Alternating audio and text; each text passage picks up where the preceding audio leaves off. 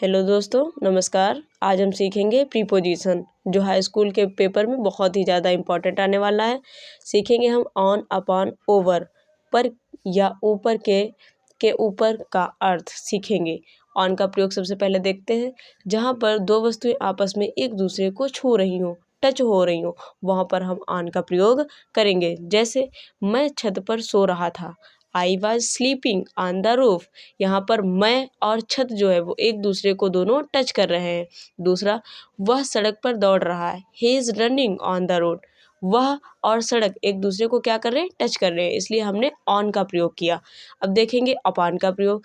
जहाँ जहाँ दो वस्तुएं एक दूसरे के ऊपर हों लेकिन आपस में एक दूसरे को टच बिल्कुल भी ना करें, वहाँ पर हम अपॉन का प्रयोग करेंगे। जैसे पंखा मेरे सिर के ऊपर घूम रहा है, छत मेरे सिर के ऊपर है। The fan is moving upon my head. जो पंखा है वो कहाँ है, मेरे छत के ऊपर है, ना कि मुझे छू रहा है।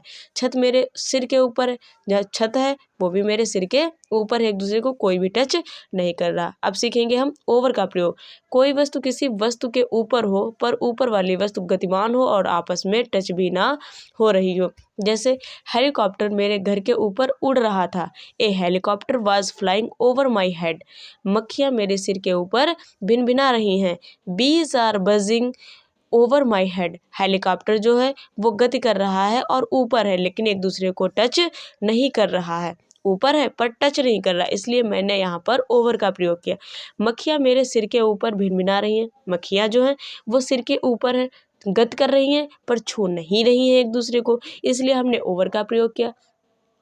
आज हमने सीखा ऑन, अपॉन, ओवर। बिल्कुल मैं यहाँ से बता रही हूँ कि आपने बिल्कुल सीख लिया होगा। ऐसे ही मेरे ज़्यादा से ज़्यादा सीखने के लिए मेरे चैनल को लाइक करें, शेयर करें और ज़्यादा से ज़्यादा सब्सक्राइब करवाइए, ताकि आप हमारा